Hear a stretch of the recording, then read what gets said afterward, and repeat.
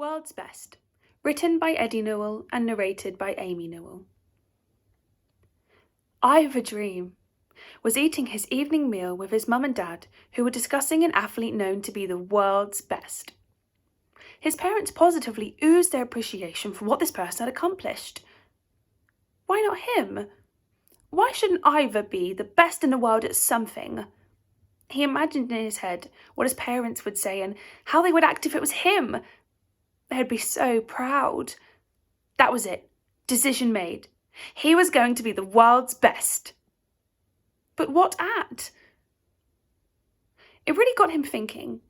Next day, he'd be meeting his best friend and he would enlist his support to help choose what it would be. There were so many opportunities for him to be better at than everyone else in the world. The hardest part would probably be deciding what route to follow. Nat, so sure, nodded at Ivor in that act cool way boys do to their mates, and then realising his friend was bursting to tell him something, he asked Ivor what was up. "I need your help," Ivor said, and then leaned in close to Nat's ear. "I plan to be the world's best at something." "You need more than my help," thought Nat. "You need to get real." "That's brilliant! But what?" Nat inquired, with as much sincerity as he could muster. "What indeed?" Ivor said in a distant sort of way. "What a great start," thought Nat. "Between us, I'm sure we'll think of something." Ivor looked at his friend as he said this and thought, for a fleeting second, there was a hint of doubt across Nat's face. He regained his thoughts. Silly Ivor to doubt Nat's commitment to the cause. Where should they start? Sports seemed as obvious place as any to begin, despite the fact that Ivor was far more convinced of his sporting genius potential than Nat. They went to see their games master, Dec Athlon. He appeared to wince with pain as if a sharp object had been thrust into his side when he first heard of Ivor's idea, and then seemed to be stifling a laugh. Mr. Athlon cleared his throat, and with what seemed to be some difficulty, he said, "Why don't you go to the local swimming club and find out what it will take to be the world's best swimmer?" Ivor was pleased with the suggestion. Here he was, no sooner on his quest than the answer already seemed to be there. How difficult could it be with all those different strokes and distances to have a go at? Di Thin, the swimming coach, was always pleased to receive new swimmers into her club. Nat was puzzled as to why it is you never see a swimming coach in a swimsuit. "If you have natural ability, you're prepared to listen to me, practice your technique, and above all, work very hard, then there is no reason why you can't be the world's best," she said reassuringly. Her confidence in that statement did seem to lack its previous commitment as she looked up and down this specimen in front of her with more scrutiny. "Apart from training 4 nights a week, we also train 2 mornings a week at 6 a.m. Ivor considered what she said, and even though he was aware of her mouth continuing to move, he had lost the desire to hear what she was saying as he had heard enough. Natural ability was a given. He had good-sized ears, so listening was not a problem. He was quite happy to practice for a few minutes every so often. But then came the work hard bit. "Thank you for your time," he said. "I'll let you know." Nat was enjoying this tremendously. He smiled as he thought of Ivor and working hard. There were limits to being the world's best. Ivor thought for a moment that he saw Nat skip. Mr. Athlon also seemed to be enjoying himself, and his next suggestion was boxing. He told them with a huge grin on his face where to find the local club. Ivor hadn't realised before what a jolly man Mr. Athlon was. Nat noticed that Ivor had puffed his chest out as he entered the boxing club and seemed to be walking in a strange way. His shoulders were higher than normal. He was moving in a square sort of way, as if a coat hanger was in his shirt, and he was leaning slightly forward. "What are you doing?" he said. "Looking tough," Ivor said. After a short delay, Nat said very slowly, "Right," and nodded his head in a really unconvinced sort of way. "Mark your face," was the boxing coach, and he shook the boy's hands. It hurt. Through the pain, Ivor told Mark his goal. Mark stood back and looked him up and down, just as Ivor remembered Di Finn had. There are lots of attributes a top boxer needs, such as skill, speed, stamina, and of course an ability to ignore pain. At this moment, Ivor smelt the environment of a boxing gym for the first time and then looked around to see kids punching big bags and little bags, and most significantly, each other. Then Nat smelt something coming from Ivor. Fear. When you say pain, how exactly do you mean? Ivor asked this very important question. Well, said Mark, speaking quite slowly as some people do to simpletons. When people hit you in the face, it hurts. But you need to block it out and carry on. Ivor needed a nanosecond to make a decision as to whether this was to be his world's best route, but he kept his cool and said, I'll let you know. Nat was so enjoying himself today. As they left the club, Ivor explained to Nat that it was not the pain that had put him off, but as one of his long-term plans was to be a leading heartthrob actor, such as Len Demire is, he had to consider his looks.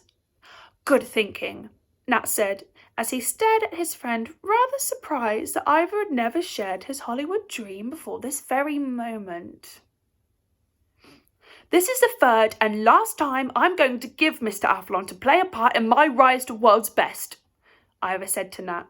Here I am, doing him a favour, and he sends me to people who want me to give up my beauty sleep, which I think many health professionals would consider downright dangerous, and then to people who want me to get hit in my prized asset of a face, which I know for a fact would be against medical advice. Nat realised he was staring at his friend with a sense of disbelievement and shook his head vigorously from side to side to break the stare. Let's hope he sorts himself out this time. I'm not sure he's taking you seriously. Is there something a bit less wake up in the middle of the night or get constantly thumped in the head that you think I could be world's best at? Ivor asked Mr. Athlon. The teacher could see the mistake he'd been making and said, How about something a little less physical? Say, chess? Now that had possibilities. I mean, how hard could being a chess player be? Ivor had heard that a good mathematical brain would be helpful, and he could add up and take away with the best of them.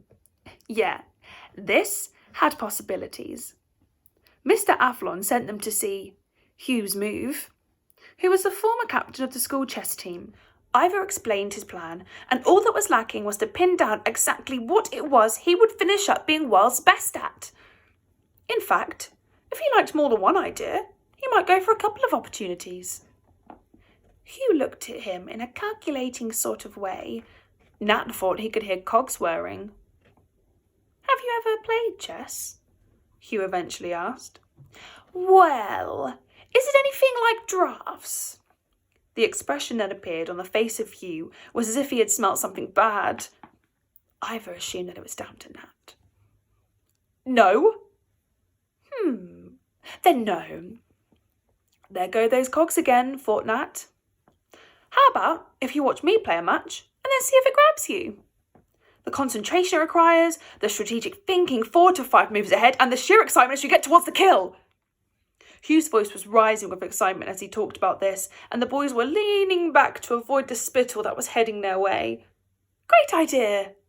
15 minutes later, the boys wore a glazed look and decided chess might not be the answer. On the walk home, the boys saw a flyer for a wrestling match at the local town hall this weekend.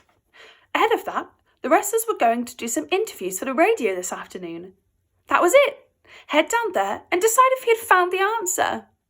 Paul, your limbs off, was the most well-known wrestler there.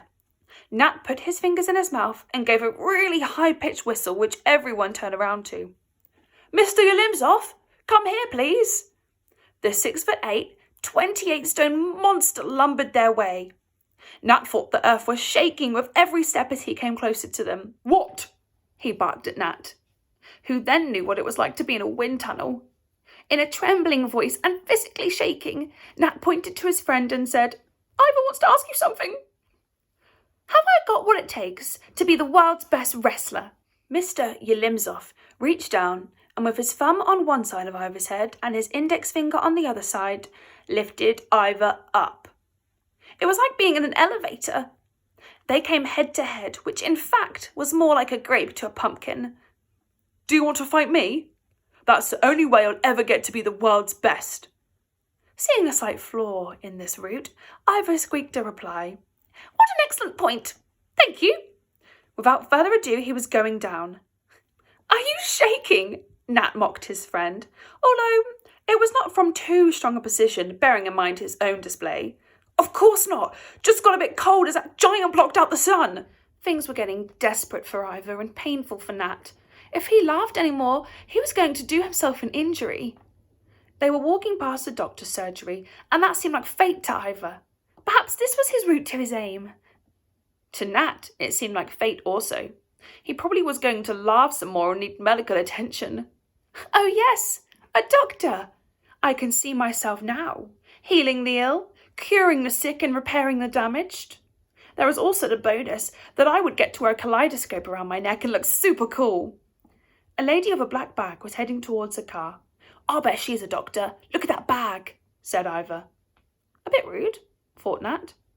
Excuse me, are you a doctor? She looked over her shoulder and saw two young boys. Yes? Why? Are you hurt?